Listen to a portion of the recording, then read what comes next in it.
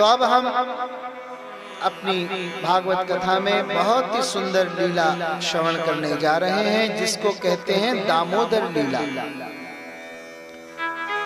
दामोदर लीला यानी उखल बंधन की लीला। दाम कहते हैं रस्सी को, उधर कहते हैं पेट को। यशोदा मैया ने इसी महीने में कन्हैया के पेट से रस्सी बांधी थी।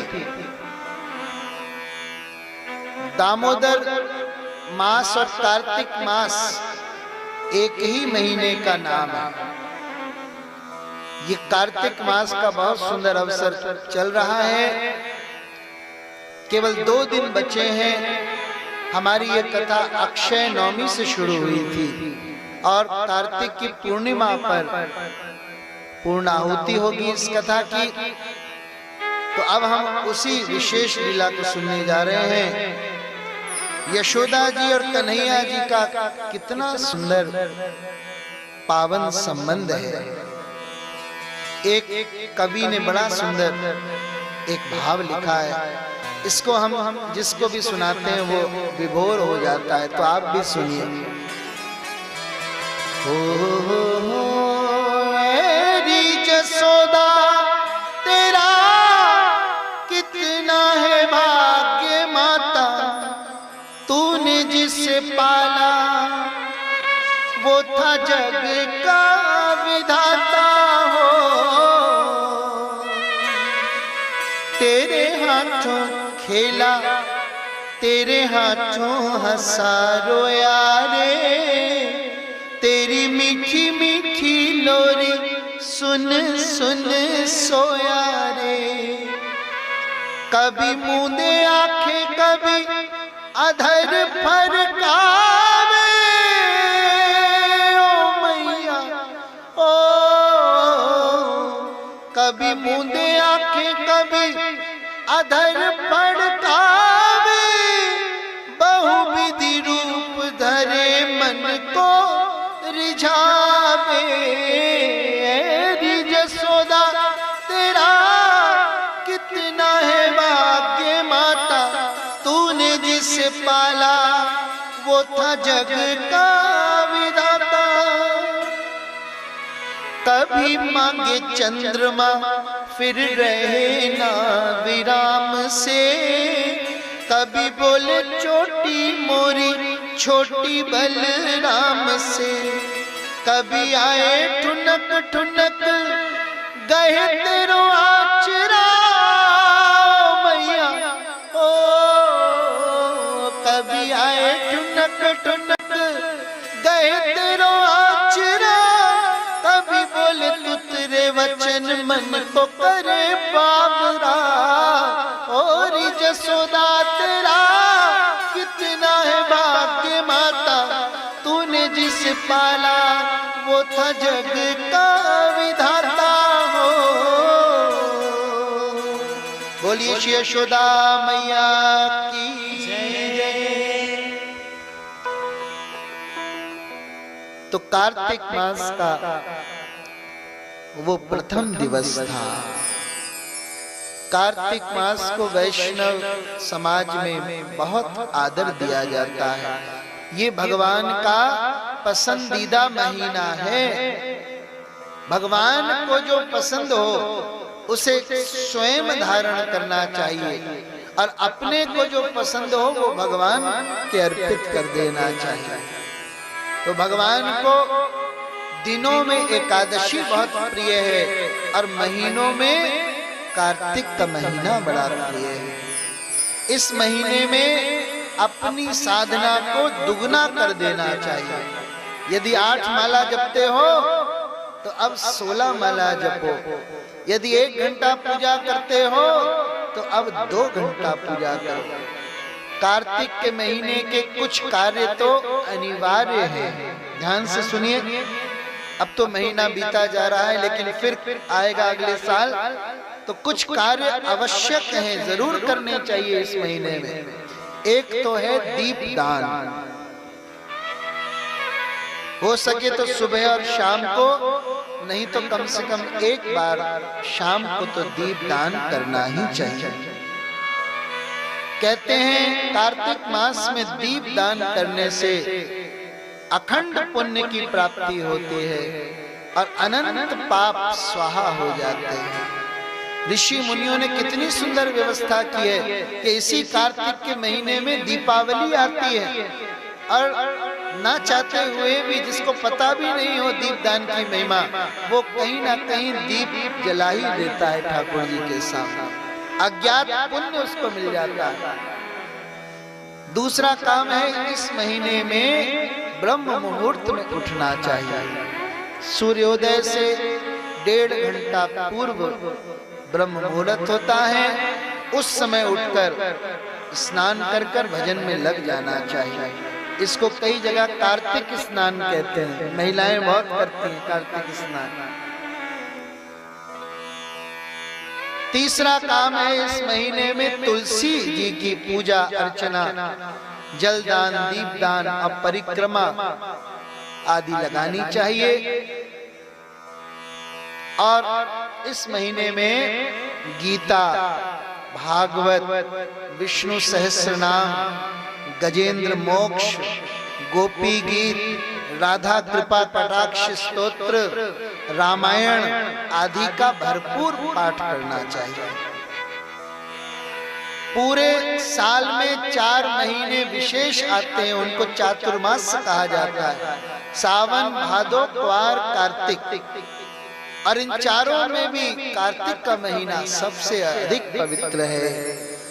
तो यशोदा मैया कार्तिक की महिमा जानती थी, तो पहले दिन ब्रह्म मुहूर्त में उठकर और बाकी सब दास दासियों को अलग अलग कामों में नियुक्त कर कर स्वयं भगवान के लिए दधि मंथन करने बैठ गई। बड़ा सुंदर रेशमी लहंगा निकाल कर पहना था ताकि कोई स्पर्श दोष ना हो जाए। ऊनी कपड़ा और रेशम का कपड़ा, इसमें स्पर्श का दोष नहीं होता। तो एक चौकी पर बैठी थी, बड़ी सुंदर, लगभग 5 किलो के दधी को समेटने वाली मटकी थी, खंभ से बंधे हुए थे उसके तार, और दधी मंथन कर रही थी और भगवान का चिंतन कर रही थी और भगवान के ही गीत गा रही थी। मन, कर्म और वचन तीनों भगवान में लगे हुए थे। दधी मंथन, चिंतन और गीत संगीत। बड़ा नटखट है रे कृष्ण कन्हैया, काकर जसोदा मैया। ओहो बड़ा नटखट है रे कृष्ण कन्हैया, काकर जसोदा मैया। मैया रे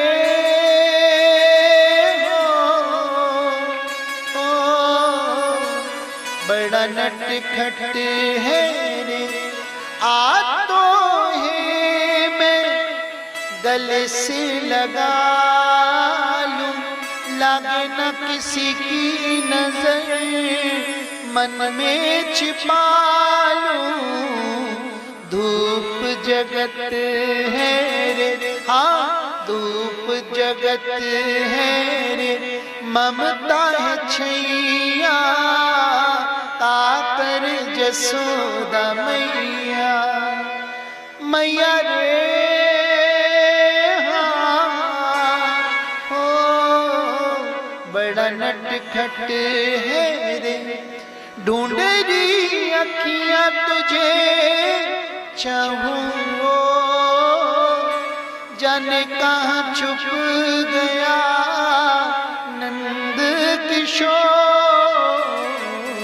उड़ गया ऐसे रे, हो उड़ गया ऐसे रे, जैसे पुरवैया, काकर जसोदा मैया। मैया रे हो बड़ा नटखट है रे। और ये भक्तिपूर्ण संगीत लहरियां जब सोते हुए भगवान के कर्णपुटों में पड़ी तो मानो वो अभी निराकार अवस्था में थे, लेकिन अब साकार होने लग गए। नींद से उठे, जबकि ठाकुर जी बहुत देर से नींद से उठने वाले हैं, लेट राइजिंग ठाकुर हैं।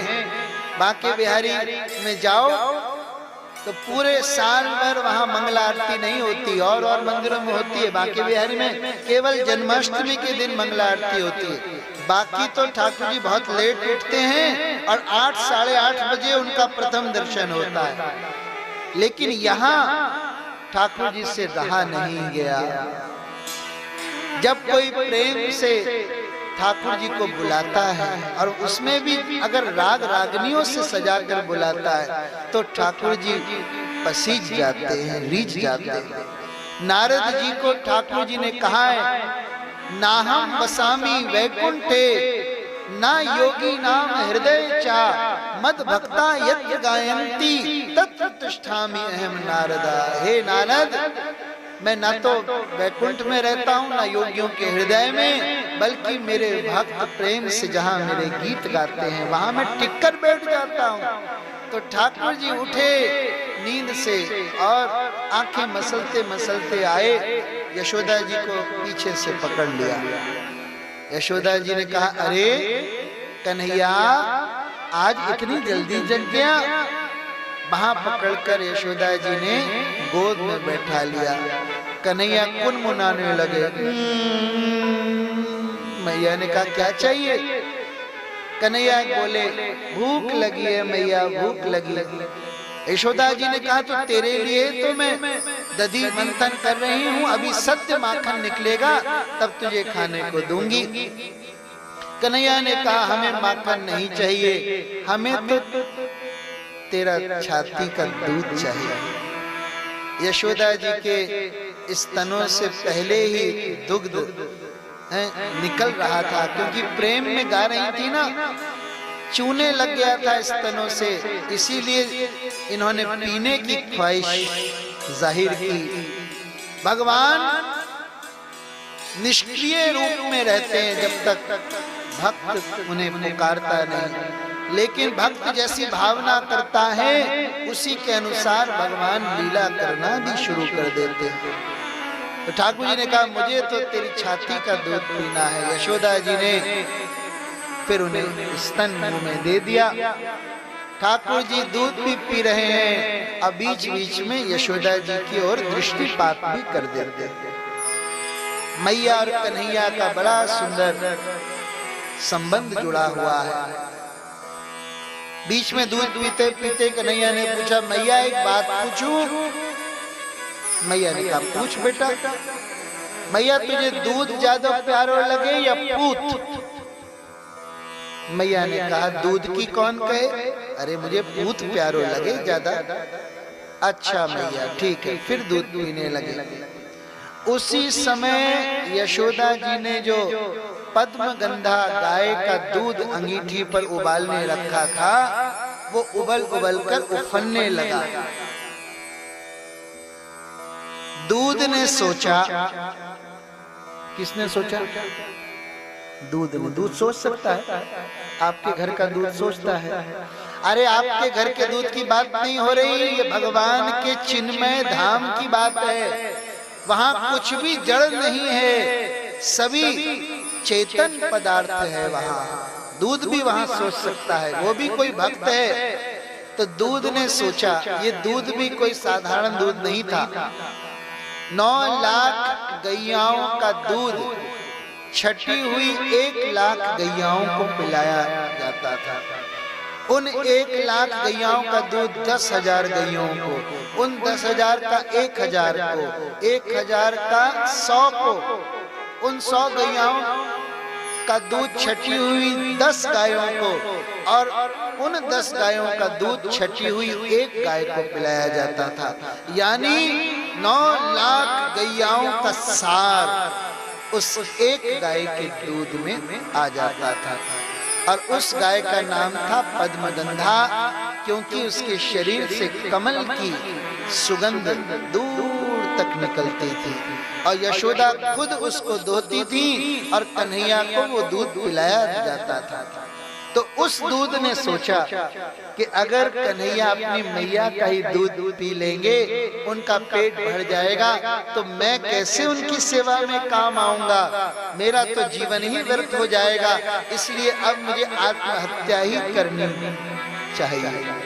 तो दूध समय से पहले उफन उफर कर अग्नि में गिर रहा था कि अब मेरा क्या अस्तित्व है, क्या मूल्य है, अब आत्महत्या ही ज्यादा अच्छा है।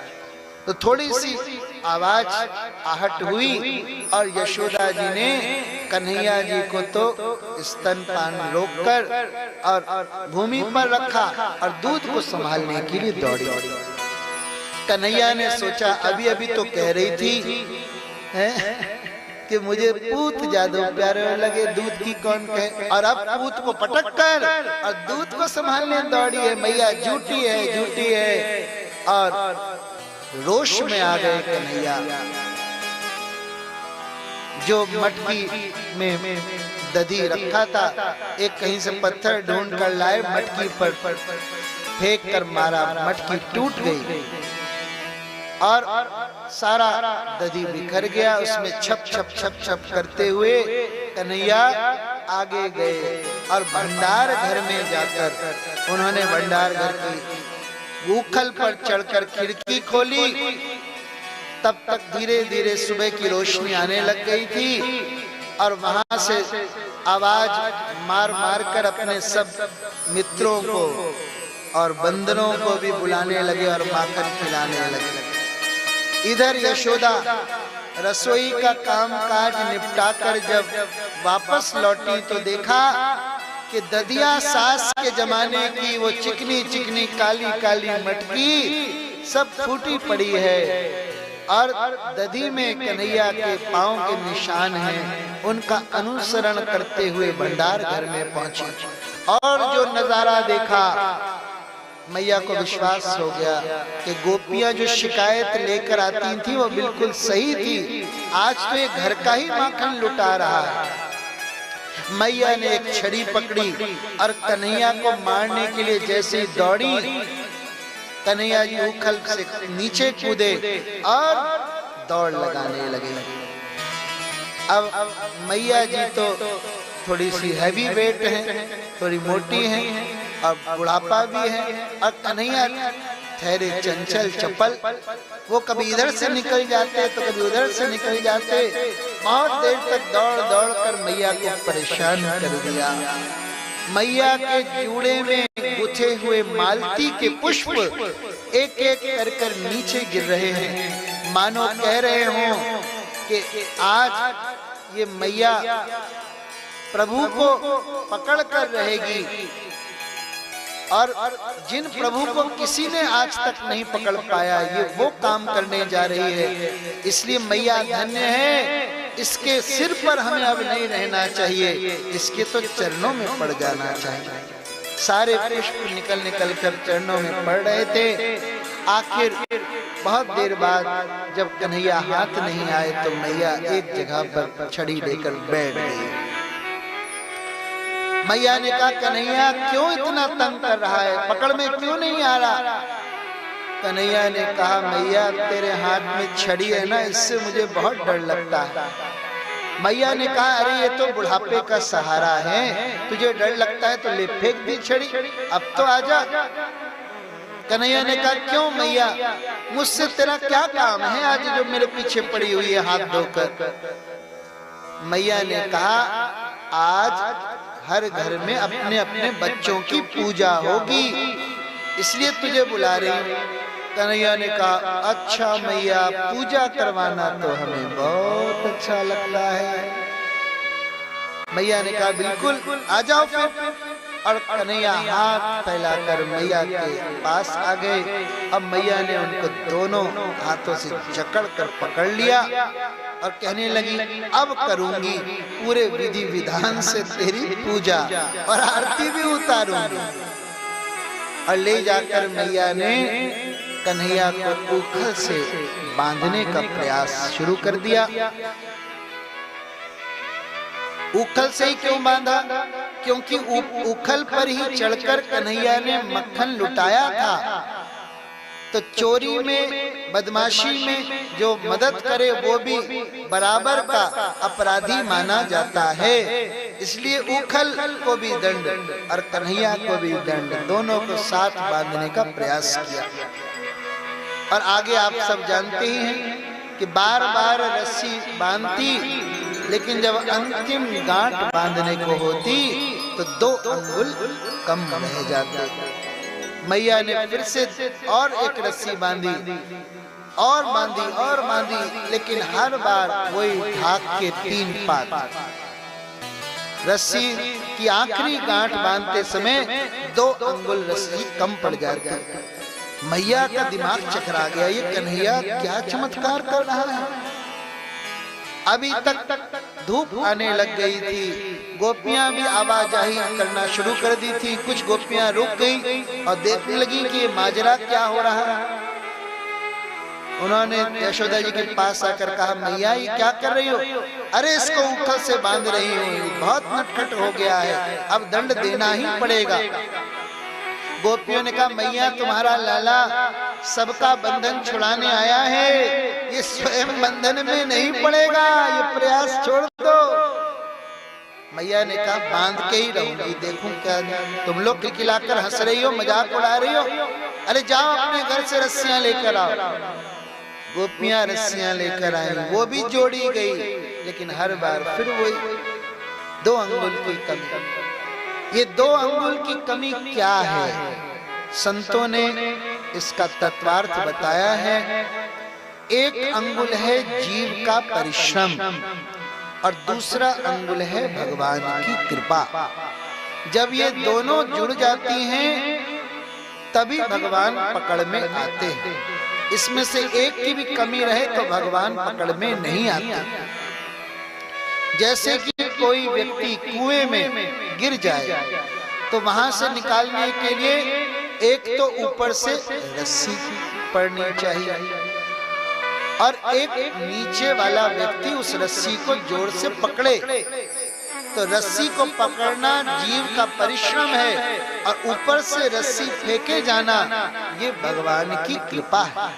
दोनों चीजें होनी चाहिए। एक भी कम हो जाए तो व्यक्ति कुएं से बाहर नहीं आ पाएगा। आज से 28 वर्ष पहले हम समुद्री जहाज के इंजीनियर थे और उस दौरान हमको तैराकी की शिक्षा दी जाती थी। स्विमिंग पूल में ले जाया जाता था और तैराकी करना सिखाया जाता था, क्योंकि समुद्र से जुड़ी हुई हमारी जॉब थी।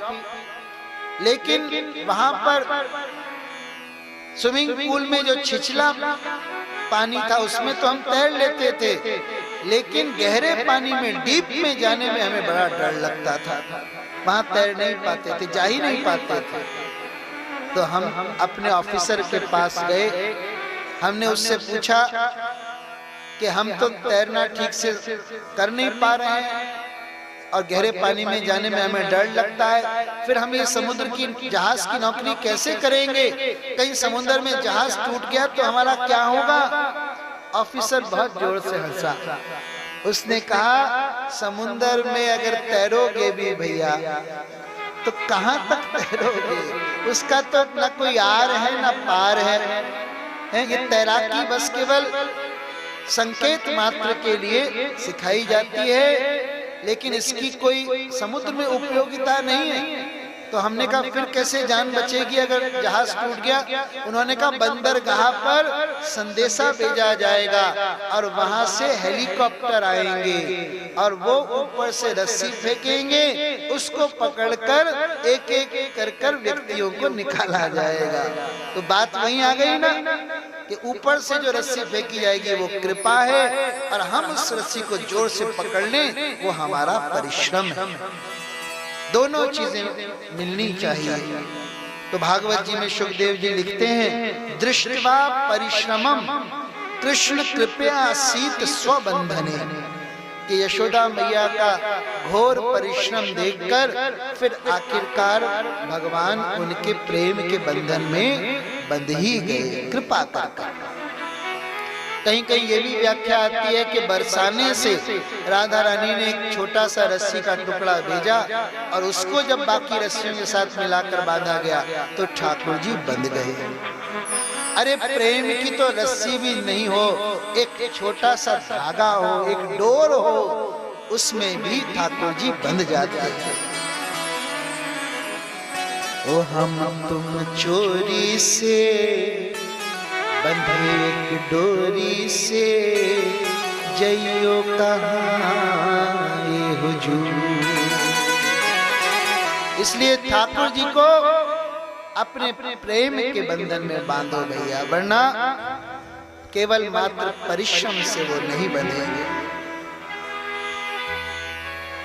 अब ठाकुर जी बंधे हुए खड़े हुए हैं और रो रहे हैं, आंखों से आंसू निकल रहे हैं, आंखों को मल रहे हैं, पूरी आंखें सूज गई हैं, काजल सब बह बहकर मुंह में लग गया है, गालों पर लग गया है, और सारा मुखमंडल कालिया जैसा हो गया है। कालिया किसका नाम है पता है आपको? जगन्नाथपुरी में जगन्नाथ भगवान का नाम है कालिया। रथ यात्रा निकलती है ना जगन्नाथ भगवान की, वो भी तो कृष्ण का ही रूप है। तो मानो आज कृष्ण अपने जगन्नाथ रूप का दर्शन करा रहे हैं। बोलो श्री जगन्नाथ भगवान की जय। उसी समय बलदाऊ जी वहां आ गए और जब छोटे भैया को बंधा हुआ देखा तो यशोदा जी से कहने लगे, मैया ये तूने क्या किया है? खोल मेरे भैया के बंधन, जानती नहीं? भैया ने कहा क्या जानती नहीं, क्या करेगा तू? अब तो तैश में आ गए।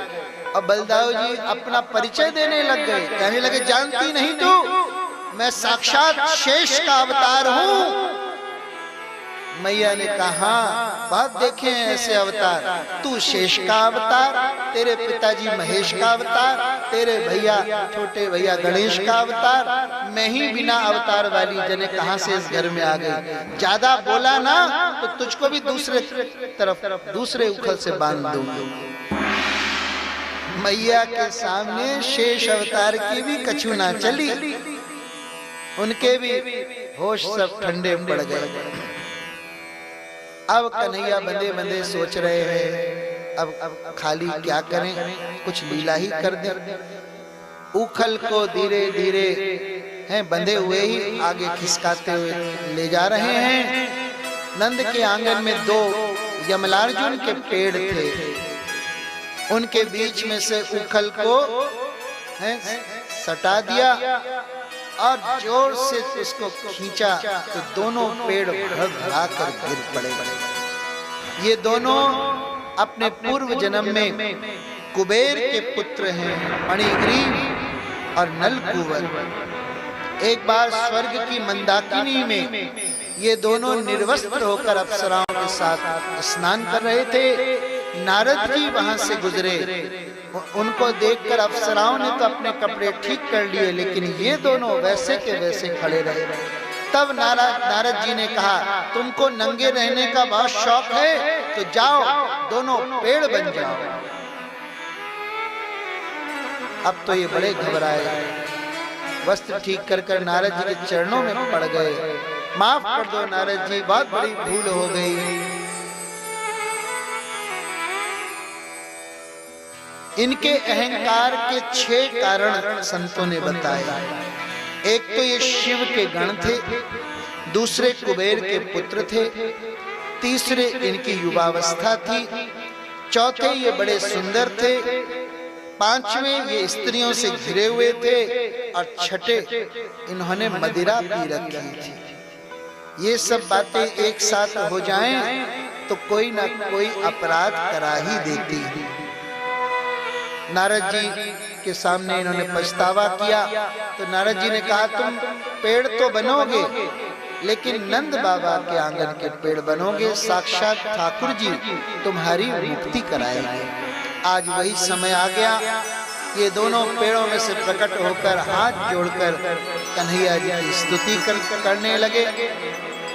इन्होंने कहा प्रभु ये भी देखिए कैसा विचित्र समय है कि आपने हमारी मुक्ति कराई और स्वयं आप बंधन में बंधे हुए पड़े हो। हम क्या आपके बंधन खोल दें? ठाकुर जी ने कहा नहीं, ये तुम्हारा काम नहीं है, तुम जाओ अपने मुक्त होकर अपने लोक को जाओ। इन दोनों ने कहा हमें बस इतना ही आशीर्वाद दें कि हम सदा संतों के सानिध्य में रहें, उनकी सेवा करते रहें, क्योंकि नारद जी जैसे संत की कृपा दृष्टि हम पे पड़ गई। हमने उन्हें नहीं देखा था, उन्होंने ही हमको देख लिया था और शाप के बहाने उन्होंने हमें वरदान दिया, वरना आज आपका दर्शन हमें कैसे होता। तो सच्चा संत कोई कुपित भी हो जाए, शाप भी दे डाले, तो उसका भी जो फल है वो वरदान जैसा ही मिलता है। इसलिए कभी संतों की सानिध्य को छोड़ना नहीं चाहिए, हमेशा उनकी दृष्टि में रहना चाहिए। पेड़ गिरने की आवाज तब आई जब ये दोनों मुक्त होकर अपने लोगों को जा चुके थे। उसी समय नंद बाबा जी आए और उन्होंने कन्हैया को खोल दिया, बंधन मुक्त कर दिया। यशोदा जी को बहुत डांट लगाई, यशोदा तुमने मेरे लाला को इतनी निर्दयता पूर्वक बांध के रखा, देखो इसके कैसे लाल लाल निशान पड़ गए हैं, तुम्हें बच्चे पालने बिल्कुल भी नहीं आते। आगे से तुमने अगर इसके साथ ऐसा कोई बर्ताव किया तो मैं इसको अपने कंधों पर बैठाकर और तीर्थ यात्रा को निकल जाऊंगा। मैया भी बहुत हताश थी। कन्हैया ने कहा बाबा आज के बाद कोई मुझसे पूछेगा कि तुम किसका बेटे हो तो मैं मैया का नाम नहीं लूंगा, मैं आपका नाम लूंगा। नंद बाबा ने कहा हाँ मैया से कट्टी, चलो आज तुम मेरे पास रुको। नंद बाबा अपने कक्ष में ले गए और थोड़ी देर बाद रात हो गई। कन्हैया जी ने कहा मुझे भूख लगी है।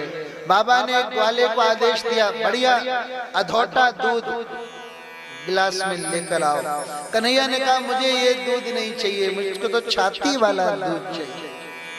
अब नंद बाबा के पास कहाँ धरा है छाती वाला दूध। उन्होंने कहा इसके लिए तो फिर मैया के पास जाना पड़ेगा। कन्हैया ने कहा चलो चलो चलते हैं। मैया का दरवाजा खटखटाया। यशोदा माँ सुबकते हुए बिस्तर पर पड़ी थी। जैसे ही कन्हैया को देखा, मैया और कन्हैया दोनों की दोबारा दोस्ती हो गई और मैया का दुग्ध पान करने लगे कन्हैया। बोलो श्री श्री यशोदा मैया की जय, बाल गोपाल की